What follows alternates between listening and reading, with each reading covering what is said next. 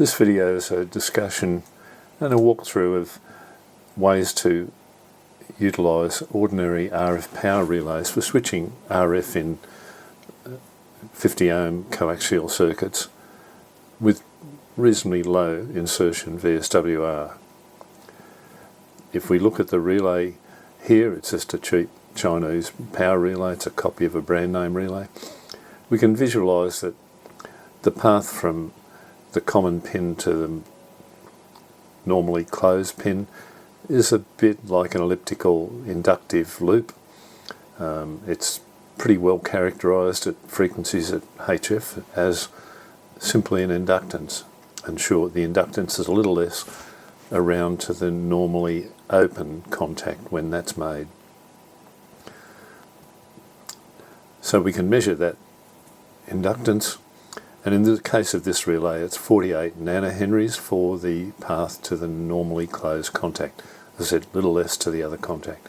So let's look at a method of modelling this in SimSmith to model the effect of that inductance in the 50 ohm transmission line path, and then look at ways of trying to compensate it to minimise the insertion VSWR.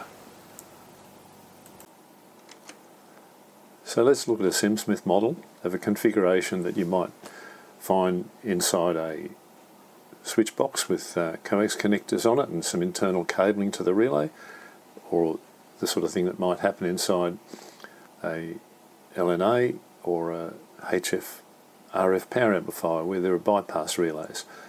I'm only modelling one contact here, so in the scenario, say, of bypass relays, you would have the additional complexity of another set of contacts and possibly interconnecting cable.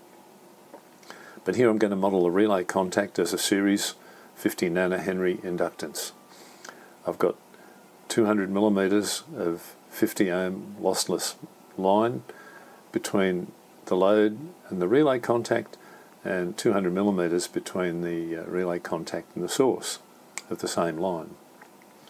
And if we look at it on the Smith chart here, the sweep from 1 to 60 megs, not looking too good at 60 megs. The SWR is 1.45. If we plot the SWR, you can see it there, it just increases pretty linearly up to 60 megs. Now, you can compensate this with some capacitance in shunt. And a mistake a lot of people make is to say, oh, right, I'm measuring this with the VNA at the coax jack on the box, so I'll insert some capacitance and see if that fixes it. So we'll turn the trace on for that. That's a lot of capacitance, it's way too much. Let's come down here. Well, that's improved it a tiny bit.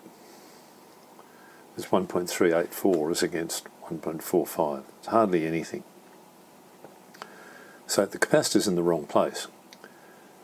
Let's move the capacitor. I'll put one there, and I'll put a second one in because this will give us the best solution. And change this one down to 5 picofarads. We'll change this one down to 5 picofarads. And look at the plot now.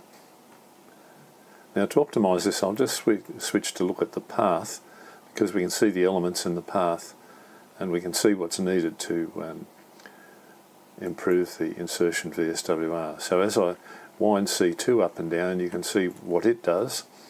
As I wind C1 up and down, you can see the effect it has. It's down the bottom here. And so as I increase the value of C1, I'm bringing this stuff back in line. So we can bring it down, and you see the SWR here is 1.01. If I zoom in on the Smith chart, you'll be able to see fine adjustments to that.